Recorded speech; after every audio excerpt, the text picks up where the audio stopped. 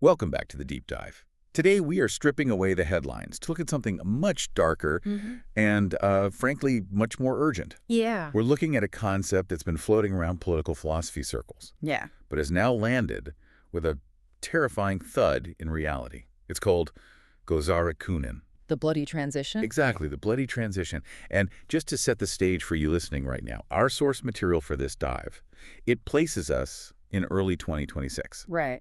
We're looking at an Iran that has fundamentally changed from the country we were analyzing even just a year or two ago. The stakes have gone from, high to existential. We aren't just talking about political unrest anymore. We're analyzing a landscape defined by a specific event that our source refers to as the bloodiest Friday in recent centuries. It's a massive claim. Yeah. Recent centuries. And to help us navigate this, we're unpacking a transcript of a very high-level interview from the show Paragraph Avel. The host, Mohammad Zarghami, sat down with Hatam Ghaderi. And if you don't know Ghaderi, he's a heavyweight. He's a retired professor of political philosophy from Tarbiyat Madaris University. But really, he's a pathologist of power. He studies how states die. Yes. Wow. And what makes Ghaderi's analysis so chilling is that he isn't looking at this from the perspective of a protest on the street. He's looking at it from inside the mind of the regime. He is dissecting why the government has essentially declared war on its own people to survive a looming external war with the U.S. and Israel. So we have a government that's severed ties with its population, a reform movement that's dead in the water, and the drums of war beating louder than ever. Yeah. This isn't going to be an easy listen. But if you want to understand the mechanics of a state in total collapse, you need to hear this. Yeah. Let's start with the bloodiest Friday. Right. So the source material dates this crackdown to 3 weeks ago relative to the interview. In our timeline, that puts us firmly in January 2026, or day 1404 in the Persian calendar. And the numbers are shocking. Ghaderi talks about tens of thousands of casualties, deaths and injuries combined. Which is an unprecedented scale for a single event in modern Iranian history. Usually authoritarian regimes operate on a logic of, well, calibrated violence. That's right. You use enough force to clear the square, maybe scare the organizers, but you don't want to create a massacre that radicalizes the entire country. It's a balancing act. But Ghaderi argues that the balancing act is over. He says this wasn't a riot that got out of hand. It wasn't an emotional reaction by overwhelmed police. No. He claims this was a pre-planned, organized slaughter. He's very, very specific about that. He argues the state went in with the intention of high casualty numbers, and the immediate question is, why? I mean, why would a rational actor do that? Okay. And Ghaderi lays out 3 very specific strategic reasons. The first one he calls securing the rear. That sounds like a military term. It is, and that's the key. The regime is looking at the geopolitical map, specifically at the U.S. and Israel, and they see war as inevitable. They think a conflict is coming. Yes. Ghaderi argues the leadership is terrified that the moment foreign jets appear on the radar or the moment the first missile hits a base, the Iranian population will seize that opportunity to rise up and stab the regime in the back. So they're fighting the war at home before they fight the war abroad. Exactly. It's a preemptive strike. They wanted to traumatize the population so thoroughly, create such a deep well of fear, that if a war breaks out, Nobody moved. nobody dares to step out onto the street. They are securing the rear by breaking the spirit of the population. That is incredibly ruthless logic. But it makes a kind of sense if you think you're about to be invaded. What's the second reason? The second reason shifts from military strategy to demographics. Ghaderi calls it the army of the hungry. This connects to the economic collapse we've been tracking. Right. Inflation, currency devaluation, unemployment, it's pushed millions below the poverty line. Ghaderi points out that the regime isn't fighting university students arguing about free speech anymore. No. They're staring down an army of people who cannot afford bread. And people who have nothing to lose are dangerous. They're uncontrollable. Ghaderi suggests this violence was a specific message to the impoverished masses.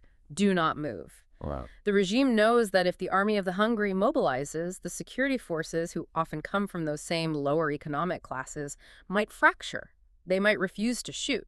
So the leadership felt they had to strike hard and fast to prevent that coalescence. And the third reason? The third reason is psychological, and it focuses entirely on the supreme leader, Khamenei. Ghaderi uses a very interesting word here. He describes the leader as exhausted. Exhausted. That makes him sound human, which isn't usually how these analyses go. It's a biological reality. He's elderly, he has been managing crisis after crisis for decades, and he has faced accumulated failures. Ghaderi argues that the leader has reached a point of zero tolerance. The patience is gone. Completely snapped. He simply cannot psychologically handle any more opposition. So the order is effectively to crush anything that moves because he no longer has the capacity to manage, negotiate, or play politics. It's a rigidity born of exhaustion. Okay, so whenever something like this happens, the regime has a playbook. They spin it. Always. They say, oh, these were rioters, they were burning banks, they were foreign agents. And according to the source, they're trying to do that here too. They're trying to separate legitimate protesters from thugs. But Ghaderi brings up a piece of historical context that it destroys that narrative. He talks about the bombing of the Imam Reza shrine in Mashhad. Wait, I remember reading about that. That was decades ago. At the time, didn't the regime blame that on opposition groups? They did. For years, the official story was that the enemies of the state bombed the holy shrine. But Ghaderi flat out says that was a false flag. Oh. He argues the regime has a history of committing violence, even bombing its own holy sites, to manipulate public sentiment and justify crackdowns. So he's using that history to tell the listener, do not believe them now. Exactly. He's saying, look at the track record. If they're willing to blow up a shrine to stay in power, do you really think they hesitate to massacre protesters and blame it on rioters? It's a total dismantling of their credibility. I want to pivot to the internal structure of the regime. Yeah. Because Ghaderi introduces some terminology that I think is vital for anyone trying to understand who's actually running the show in Tehran. Yeah. He talks about a split between the hardcore and the softcore. Hasty sock and hasty norm. This is a crucial distinction. We often make the mistake of treating the regime as a monolith, just one big block of guys with beards who all think the same. Ghaderi says no. The softcore are the technocrats, the people with economic interests. These are people who want to travel to Europe, who want their kids to study abroad, who want the banking system to work. So these are the guys who would essentially say, hey, let's not start a war with America. Let's cut a deal so we can keep our villas. Right. They're transaction-minded. They're willing to negotiate to survive. But Ghaderi's point, and this is the bad news, is that they have lost. They've been completely sidelined. The steering wheel is firmly in the hands of the hasty sack, the hardcore. And who makes up the hardcore? The ideological purists and the security apparatus. Ghaderi describes them as the ones with blood on their hands. And he means that literally. Right. Once you've participated in a massacre like the Bloody Friday, there's no going back. You can't retire. You can't become a reformist. You are locked in. Because if the regime falls, you're on trial for crimes against humanity. Or worse. So for the hardcore, this is an existential fight. They cannot reform because reform opens the door to accountability. They have to double down. And this doubling down has created a weird cultural shift that Ghaderi highlights. He calls it the rise of the eulogist religion. Now, for our listeners who might not know the nuances of Shia Islam, we need to unpack this. Yeah. He's not talking about pure priests, is he? No, and this is a fascinating sociological insight. In traditional Shia Islam, you have the faqih, the jurist, the scholar of law. It's very bookish, very legalistic. It's about reading texts and making rulings. But Ghaderi argues that the regime has shifted away from that toward the culture of the eulogists. These are the performers who sing at the Raza, the mourning ceremonies. It's very emotional, lots of chest beating, crying, high intensity. Exactly. It's about hype, emotion, and militant piety, not logic or law. Ghaderi says the hardcore has adopted this eulogist worldview. In this mindset, violence isn't a legal decision, it's a pious act. Wow. Taking up a gun and shooting a Western-backed rioter is framed as a spiritual duty, similar to the martyrdom tales the eulogists sing about. So you have a government that's running on adrenaline and religious fervor rather than, political science. It insulates them. If you believe you are reenacting a holy battle, you stop caring about inflation rates or international sanctions. And this leads to the most dangerous delusion Ghaderi mentions, the concept of emdad-i-ghaibi. Occult aid or unseen aid. This is terrifying if you're a military strategist looking at Iran. The hardcore genuinely believes that because they are on the path of righteousness, reality will bend to favor them. So even if the math doesn't add up, Even if they are outgunned, outspent, and isolated, they expect a miracle. they think divine intervention is an actual line item in their defense budget. Literally. Okay. Ghaderi notes that they refuse to accept their geopolitical isolation because they're waiting for this hidden aid to save them at the last minute. They believe their ideological will is stronger than American technology. Which brings us squarely to the specter of war. The source material is very specific here. It mentions the U.S. specifically under a Donald Trump presidency and Israel. The regime is preparing for this collision. But here is where the occult aid delusion meets military reality. The regime has made a calculation. They believe the West is soft. Yeah. They think the U.S. and Israel cannot sustain a long, drawn-out war. They're banking on fatigue. They think if they can just fire enough missiles quantity over quality and drag the conflict out, the Western public will get tired and force their governments to quit. They reference the 12-day war as a model. They think they can force a stalemate. But Ghaderi, well, he thinks this is a suicidal miscalculation. How does he see it playing out? He argues the U.S. and its allies aren't going to fight the war the regime wants. They aren't going to put boots on the ground for a 10-year occupation. He suggests West will likely reveal undisclosed advanced military technology. We're talking about black budget stuff. Technology that hasn't been seen on a battlefield before. Ghaderi predicts a strategy of massive, short, decisive shock. He thinks the regime's command and control, their ability to even talk to their own troops, would be obliterated before they realized the war had fully started. So the regime is preparing for a boxing match, thinking they can take a few punches, and Ghaderi thinks they're about to get hit by an orbital strike. That's the disconnect. The hardcore is insulated by their eulogist culture and their belief in miracles, so they can't see the technological gap widening. They're operating on faith, while their enemies are operating on physics. Now, there's a point in the transcript regarding this potential war that really stopped me in my tracks. It's about public sentiment. Conventionally, when a country is threatened by foreign bombs, the people rally around the flag, nationalism kicks in, you defend your home. And Ghaderi says the exact opposite is happening. This is perhaps the most controversial part of his analysis. He argues that the desperation of the Iranian people is so high, the trauma of the bloody transition has been so deep, that many people view foreign intervention with empathy. Empathy is a very strange word to use for an airstrike. He's careful to nuance this. Yeah. It's not that Iranians love foreign armies or want their country destroyed. It's that they view the current status quo as the ultimate destruction of Iran. They feel like hostages in their own country. That's a powerful metaphor. If you're a hostage and you've been held for years and your captors are getting more violent, you don't care who kicks down the door. You just want the door kicked down. Even if it's dangerous, even if the roof might collapse. Ghaderi suggests that the gap between the people and the state is now unbridgeable.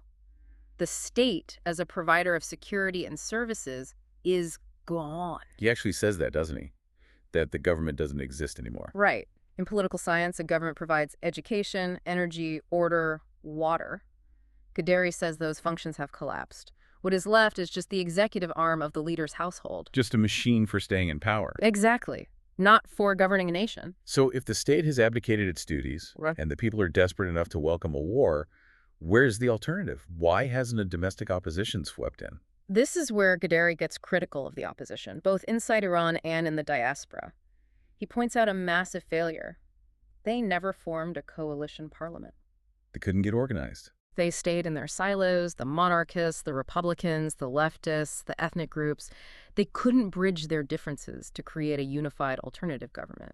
And because there's no internal vehicle for change, the people have started looking for external saviors. That explains the fascination with figures like Trump or even Reza Pahlavi. But Ghaderi warns that this support is driven by emotion and trauma, not by rational political organization. It's a cry for help, not a strategy. It's a vacuum. And within that vacuum, there's been a massive cultural flip-flop over the last 46 years. This is a great big picture insight. Ghaderi asks us to look back at 1979. Back then, the Iranian people were skeptical of modernity. They looked at the West with suspicion, and they trusted religion. They thought religion was the answer to their problems. Today. Today, he says, it has rotated 180 degrees. The people are desperate for the benefits of the modern world stability, global connection, secular freedom, internet access, and they have completely rejected the official religion. The culture of the regime, that eulogist militia culture, and the culture of the street are now moving in completely opposite directions. They aren't just disagreeing, they're living in different centuries. Correct, and that's why the friction is so violent. So let's look at the endgame here. Mm. We have a regime locked into a violent survival mode. We have a population that has checked out. We have a war on the horizon. Mm. Is there no off-ramp? Ghaderi sees only one potential off-ramp, which he calls the big decision. Okay. The regime could theoretically choose to hold free elections. They could choose to step back and let a secular, technocratic government handle the crisis to save the nation. Right. But the hardcore is incapable of making that decision. Their psychology, their fear of accountability, and their eulogist worldview won't allow it. They're locked in. So if the big decision isn't made, war becomes the default setting. Yes. But Ghaderi issues a very stern warning to the listener here. He calls it managing expectations for the morning after. The day after the regime falls. There's a tendency to think that once the dictator is gone, everything becomes sunshine and roses. Ghaderi says, absolutely not. Yep.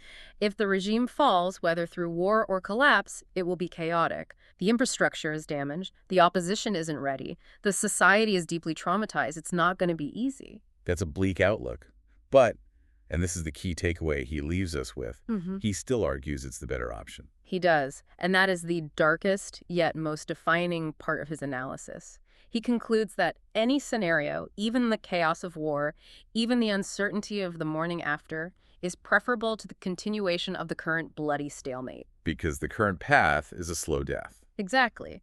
He views the continuation of the current regime not just as bad politics, but as the ultimate destruction of Iran as a historical entity. He believes that ripping the Band-Aid off, even if it tears the skin, is the only way to save the limb. It's a sobering conclusion. Let's recap this bloody transition for our listener, because there are a lot of moving parts here. Sure. We have a Bloody Friday event where the regime massacred thousands to secure the rear against a foreign threat. We have a hardcore leadership that has pushed out the negotiators and is operating on a mix of eulogist emotion and occult superstition. We have a military miscalculation where they think they can fight a war of attrition against a technologically superior enemy. And we have a population that is so cornered by hunger and oppression that they have effectively seceded from the state. It is a perfect storm. It's a case study of a political system that has lost the ability to adapt. When a system can no longer reform and it can no longer provide for its people, it has only one tool left: pure, unadulterated violence. Right. And Ghaderi's point is that violence is a dead end. It buys time, but it doesn't buy survival. It really forces you to think about the cost of ideology. When you prioritize a belief system over the actual human beings living in your country, you end up with a bloody transition. And you end up with a nation that looks at the sky waiting for foreign planes because the danger inside the borders has become greater than the danger outside. Here's the thought we want to leave you with today, based on Ghaderi's insights. The regime has backed itself into a corner where it believes its only survival strategy is to make the transition as bloody as possible. They are effectively holding the entire nation hostage. The question is, what happens to a country when a government decides its own survival is more important than the survival of the nation it claims to lead? That is the tragedy of the bloody transition. Thanks for listening to this deep dive. We'll see you next time.